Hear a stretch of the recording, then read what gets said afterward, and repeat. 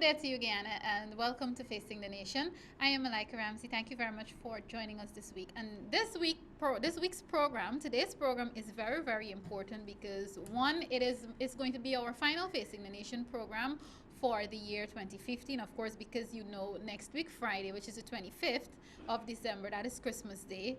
We don't have Facing the Nation holidays, and the following Friday is the 1st of January. That is New Year's Day. So after today, the next time you'll be seeing Facing the Nation is going to be on the 8th of January. And I particularly like today's program. You would have known or not known, because some of you would have heard me announce it about 2 times, that I'm expecting the Minister of Tourism.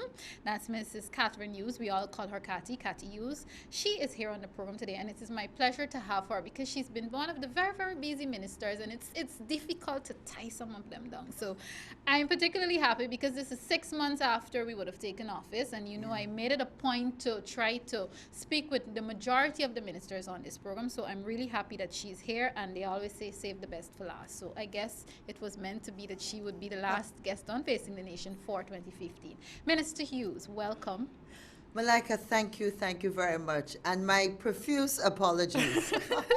Well, we accept it. To use some of the North America slang, they have different celebrities that they will call America's sweethearts. So you're one of Guyana's sweethearts. So I know the public will definitely forgive you. And of course, I must say, use this opportunity also right now to say season's greetings to you and your entire family also. And to you and yours, and to all of Guyana and all Guyanese. All right, thank you very much for that. Well, first off, since this is my first public conversation with her since she ascended to the post of Minister of Tourism, I also want to say congratulations on that. And really, truly, it's unfortunate that I may start off our conversation a bit of a controversial note.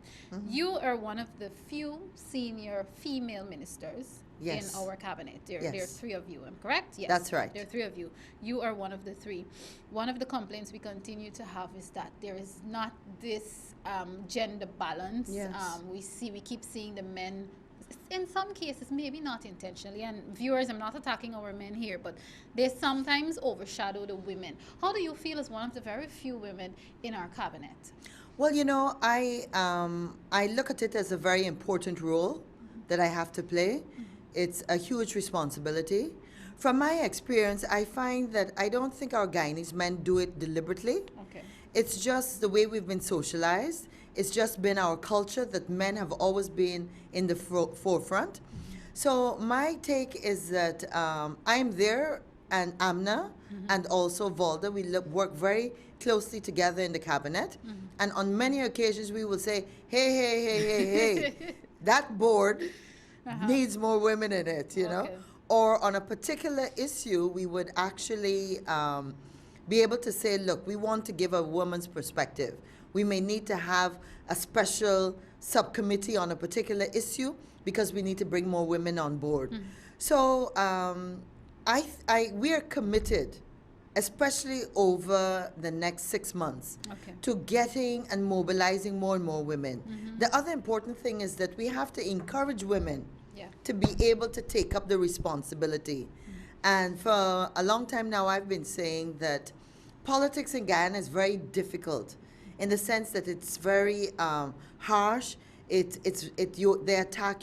Women are attacked, not so much about what they're saying or their position on an issue, but on a lot of many other issues.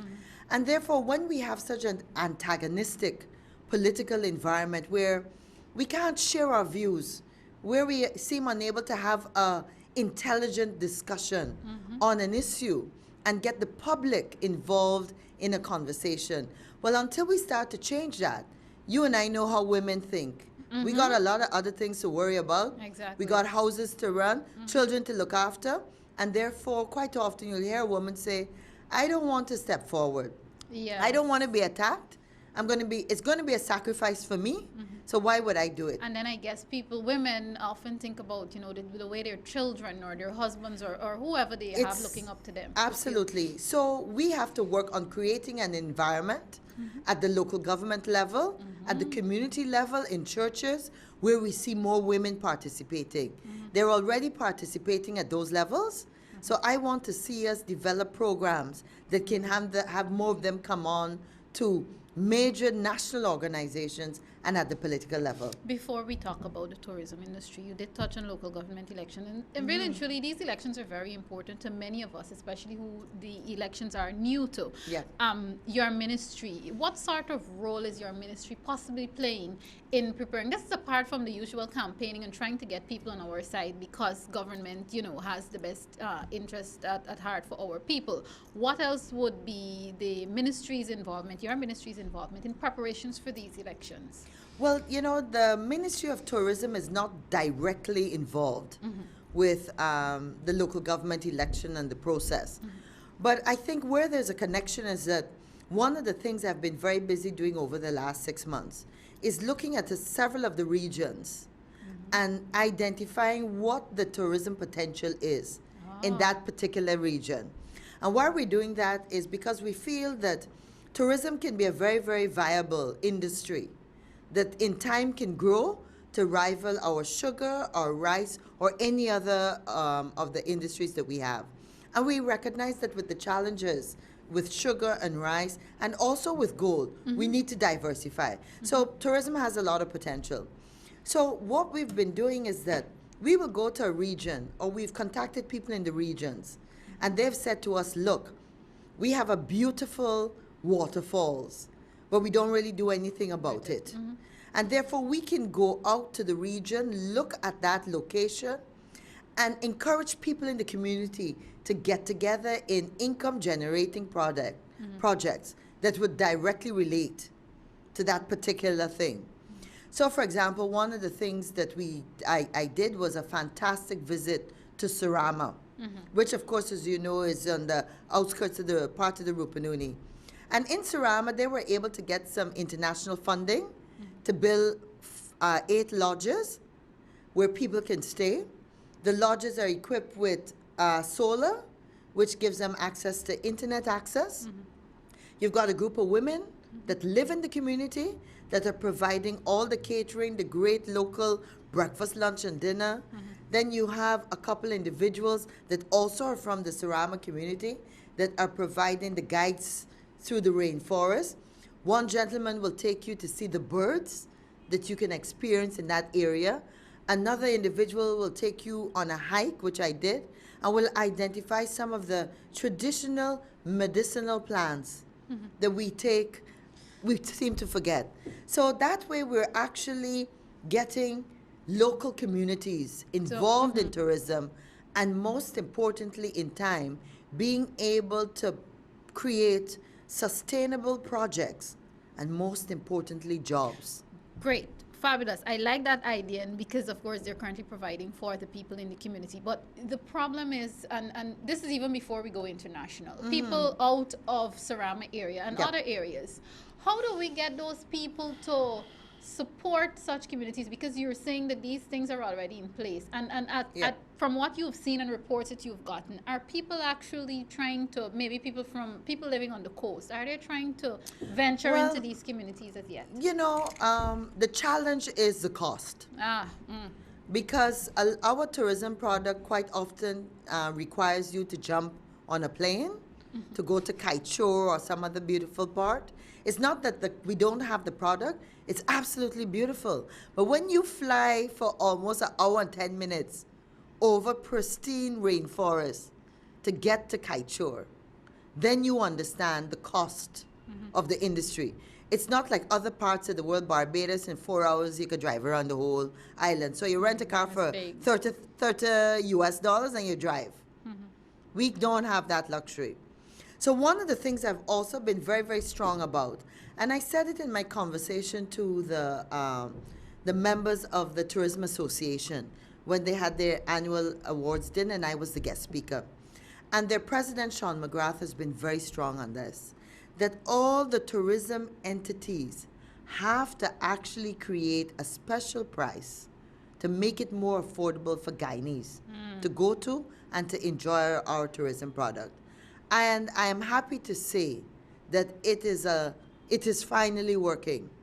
Because the other day, for example, I had a conversation with an individual who had called up one of the resorts in the Rupununi in Anai and was given what he thought was a more than reasonable local rate.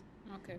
So as opposed to the usual, 100 US dollars per night to go on a particular trip, he got something much more affordable, and was able to say, "Oh my goodness, guess what? I'm thinking of taking some of my staff on a retreat there." Okay. So the thinking is that, for individuals that the industry complains, they're running at a 30%, anywhere between a 30 and 50% This is occupancy. our local industry. Our local industry, the hotels, the tour companies, and so. And so we're saying that if you have a hotel in the Rupununi, you still have the beds, you still have to clean, and therefore, if you're going to charge an international visitor $100, then charge the Guyanese on your slow periods Yes. $50, and encourage 2 or 3 of them to go and stay in the room. Yeah, and it would be there will be a domino effect, because those same Guyanese, when their families come from overseas, Exactly. well, you can go here or you can go there. Exactly. Because I went. The other thing that I want us to do, and we're going to package it for next year, is that we want to be able to put out information so that Guyanese know that here, if you're going for a trip, a day trip, these are the different things you could see that are just a drive away. That's just a And for how speed, much? exactly. Just a speed boat. You don't have to hire a big jet boat. So we want to open people's minds to some of the day trips that they can do. And if they're adventurous and they want to overnight, what kind of special rates could you get, let's say at Mainstay? We forget Mainstay. We forget people coming from Berbice that might want to just stay in Georgetown for a night with their family. So those are some of the things we've been working on. I mean, a lot said. Viewers, if you're now tuning in, of course, this is Facing the Nation, and today I am chatting with the Minister of Tourism, the Honorable Cathy Hughes. Madam Hughes, this is not to take anything at all away from kiteboard, but Guyana, on the international scene, Guyana is known for kiteboard. When you hear kiteboard falls, when you see it, you think Guyana. Are there any special efforts or special projects maybe for future to put Guyana on the map as a tourism destination?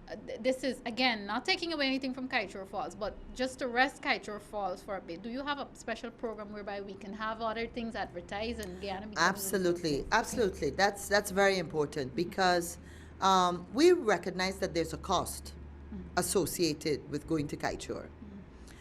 People can go either by land or by air. But Guyana is not only Kiteshore Falls. There are loads of other places. And therefore, next year, we are hoping in our budget to be able to secure enough funds to start a section of our marketing plan. It's very important for us to, first of all, correct the misconceptions people have about Guyana in the world generally and also in the Caribbean region. And it's also important for us to give them a sense of what Guyana is.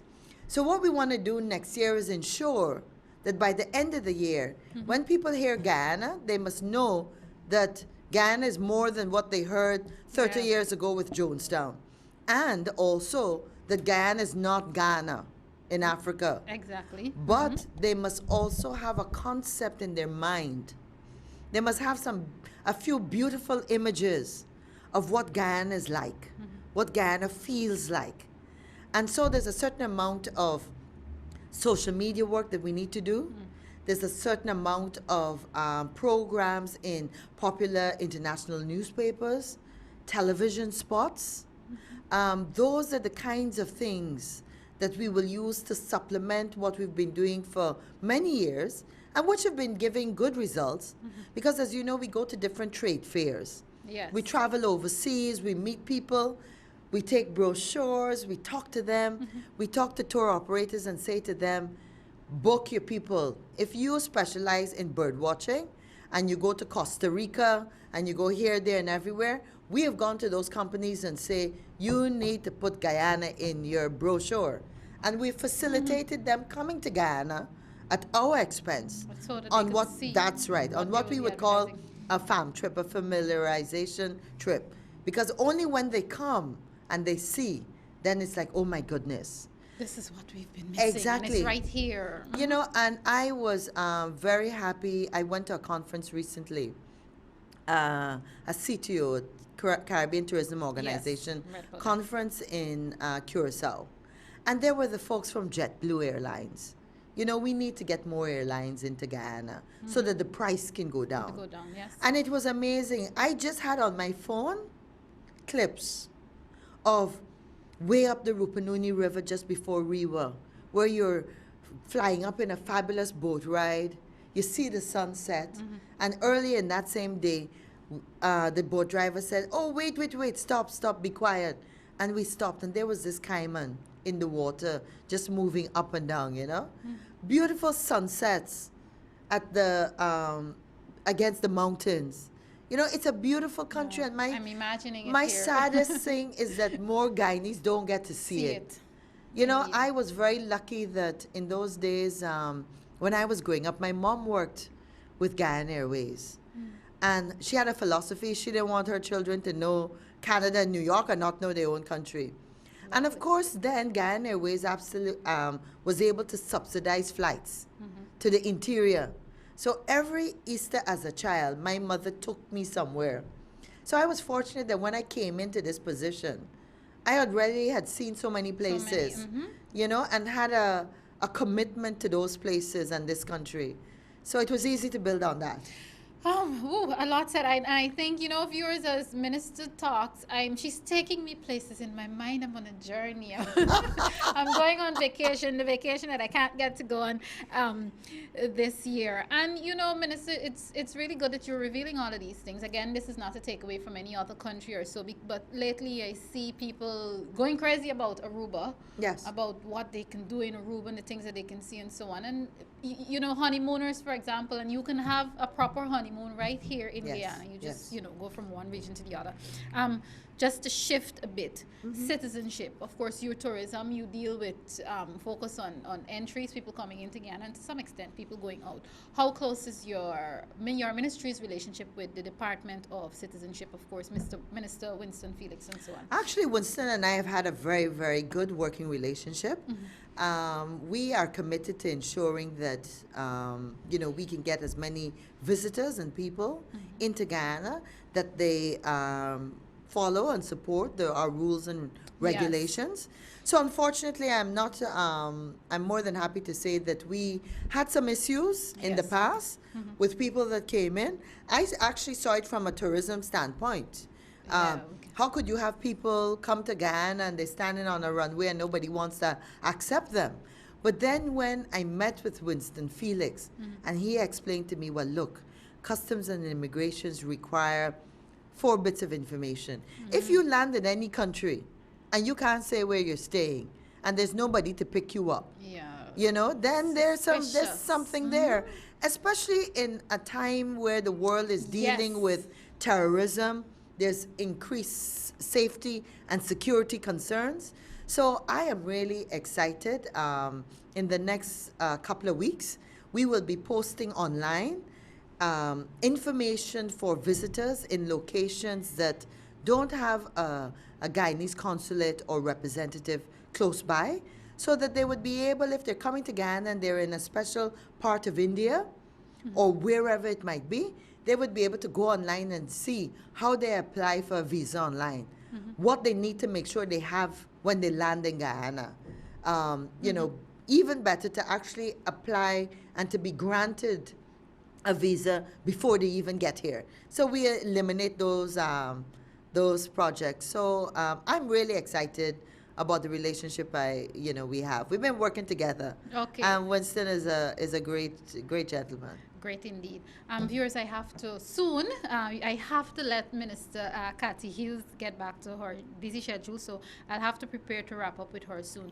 Minister, thus far for this season, I don't know if you've been able to get a report about arrivals, if it's too soon. What are you expecting to possibly do with numbers that you may see for people coming in for the season and so on? Well, you know, we don't have a total figure for this year yet. We did have, and of course, Christmas is our large season.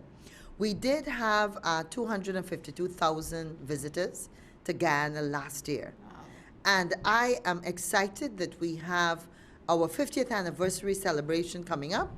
It's almost as if Yes. everything is now coming into to being because we're going to have a great Christmas. We're celebrating that our city is clean, that we're Yes. all energized. And you know what? We got problems. In some areas, crime is a problem. We got challenges. Sometimes we don't understand each other. Sometimes the consumer and Guyanese don't understand some of the things the government might be doing or may have done. And I know people sometimes make a big joke about the trust us, but Yes. but let me say to you, Yes, ma'am. I will say, please trust us. We struggled hard for the last couple of years, and we got your back. Okay. We do have your back. But remember, we had to go into these ministries. In my case, we never had a ministry of tourism before. The Yes, things that I yes. thought that would be there They as weren't there. support were not there. You had to create. We had to create, we are working hard, but you know what? We got a lot of goodwill. There's a good feeling around Guyana. And I'm saying to people, always remember the glass could either be half full or half empty. And sometimes, there are forces that want us to only look at the terrible things. Yes. Let's look at some of the good things. And they Let us, expect let us miracles. commit to working together, and we're gonna push Guyana where it needs to be. Well said, Minister, but I have to ask you this. It's a bit of a sour note, but I must raise it. Sure. It's the continued feud. Well, in Venezuela's mind, it's a feud. For Yeah. us, it is settled. Is that in any way going to affect or impact, have an impact on Guyana's tourism industry as for as much as or as little as it has to do with Venezuelan people from here going there and people from there coming here? Do you see a big impact, if any at all? It's a very unfortunate situation. I think the Minister of Foreign Affairs has spoken on it, and he has the right approach. We need to have this settled internationally in the courts. Okay. We can't forever keep going forward and hoping, want to do a development here, and this is a dispute. I want to tell a story. I was on my way to the Dominican Republic, and I was actually we were flying through Miami Airport, and we were standing up there. And all of a sudden, this lady turns around. I hadn't even noticed her. And she turned around, she said to me, Guyana? So I said, yes. She says, I'm from Venezuela. Ah. So, the good thing was that her big smile made me feel, I said, we're neighbors. We're neighbors, and we're both in the line going to the Dominican Republic. She says to me, I want to apologize. I am so very, very sorry. Your accent Our, is spot on. our president is a little crazy right now. We have many, many problems. Do not worry about that. Venezuela like Guyana. So I just looked at her and smiled and said thank you. So we hope that good sense will prevail. Okay. But the good thing about it is that tourists coming to Guyana, the majority of the folks, they want to see that this is a great destination. We're going to look after them well when they come. We want to spread the word. Let me take this opportunity to say to Guyanese too, Sure. Malika, that everybody has a role to play. Yes. We could do the best that we can in organizing the tours or whatever. But if they land at the airport and all those taxi drivers, I got an email from someone the other day who raised this specific example. She landed at the airport, she was coming out, and all these taxi drivers were around her saying, do you need a taxi? Do you need a taxi? And, it's like an she felt ambushed. She felt ambushed. And so we need to be a little more considerate of things like that. It's like, thank goodness we have a better system now with the minibus car park. Yes. Because that was another place you used to get ambushed. Ambushed, yes. But they can't And do that so now. those kinds of things could spoil. Imagine you're a woman, you come in, you may be traveling by yourself. That already makes you feel uncomfortable. Yes. And then you got a It whole does. drive 45 And, minutes yeah. into Georgetown in the dark. So I say to people, Guyanese people are the most hospitable. Yeah. I get that all the time. So I'm just saying to them, Just be patient. and a little kinder. Be a little kinder. Make sure you don't drop anything on the ground. And worse and better yet, if you see somebody drop something on our Exactly. clean roads, you have a right to say to them, excuse me, pick it up. Exactly. Pick it up. Agreed. 100% in Yep. agreement. Minister, we have to prepare to wrap up. I am going to give you an opportunity to give your Christmas wishes and probably your New Year's wishes and so on before I let you go today. Thank you, Malika. I want to take this opportunity to say Merry Christmas to all Guyanese. Christmas, like a lot of our other festivals and occasions, are something that all of us, regardless of what religion or what race we are, we all participate in it. I think that fundamentally we are each other's keepers. And I want us to focus on that at this time of the year. I also want us to focus on the fact that there are many people that may not have as much as we have. And so we have a responsibility to share. I want you not to drink and drive. Yes. Please do not do that. Taxis in Guyana are very, very affordable, and there are enough taxis all over. Go out, have a good time, celebrate, but do it in a safe manner. And this madness we have with drivers knocking down people on the street and just driving off, or driving way too fast. What does it take to get to where you're going 5 or 10 minutes late, but you get there safely? Yes. That you don't have to live with the thought that you have killed somebody's mother, aunt, uncle, or whatever relative. Yeah. We have to be more aware of those things. Yes. This Christmas actually is going to be a bittersweet one for me, because I lost my parents 3 years ago, and just in August, remember. I lost my mother-in-law. She was the only parent really that we had left.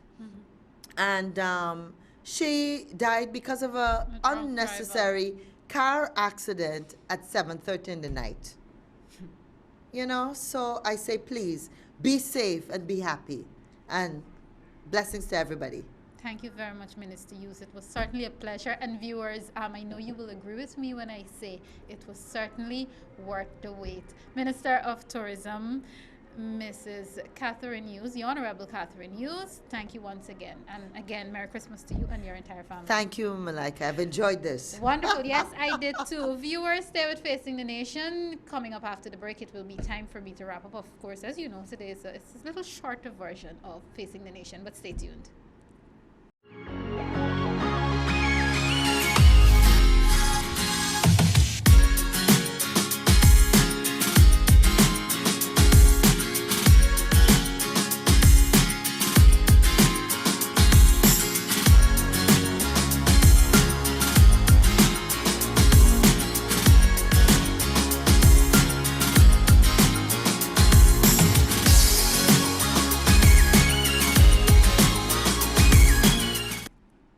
Of course, this is Facing the Nation. Thank you very much for staying with us. And unfortunately, we are almost at the end of today's broadcast. As I did say earlier, that today's program is a shorter version. I know I usually give you an hour, but it is Christmas. Everybody's in the Christmas spirit.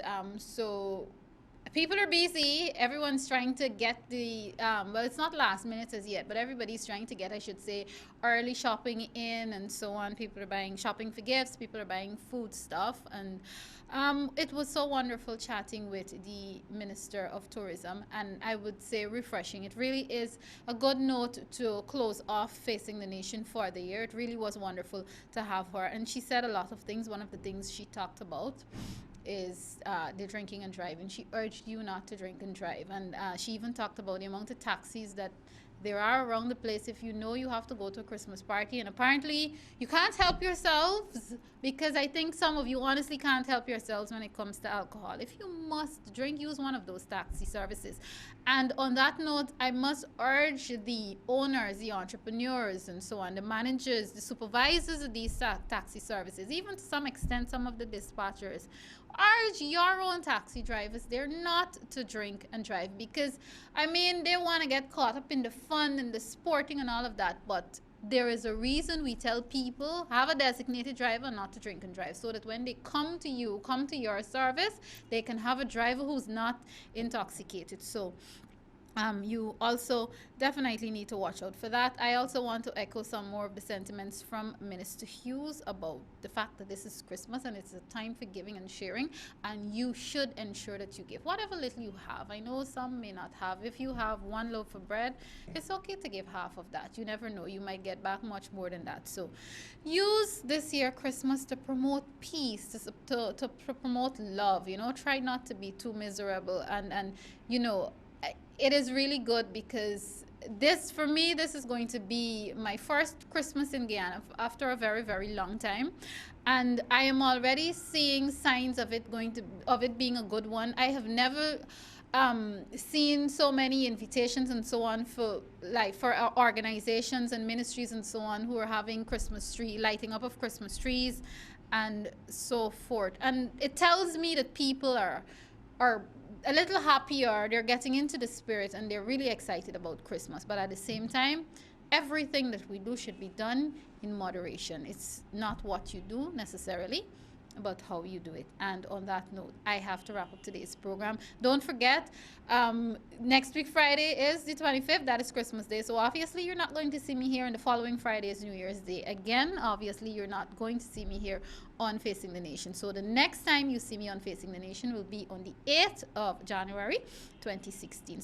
But I'm not going to tell you Happy New Year now. I'm going to wait until the 8th of January to tell you that. But of course, you'll see me on other programs. There's also the program West Side Story that I do for Region 3. There's also the Public Interest, and you can tune into the Public Interest tonight at 7 o'clock on NCN. There is a special announcement about giving in that program coming from His Excellency the President of the Cooperative Republic of Guyana, Brigadier David Granger. But that's a mouthful. I have to run. Once again, thank you very much for tuning in today. Thank you very much for supporting Facing the Nation, not only in 2015, but even in the years before 2015. And I trust that you and yours have a wonderful, a blessed, and a very special Merry, Merry Christmas. Be safe, Guyana. Take care of yourselves. Take care of each other. I'm Malika Ramsey. Goodbye.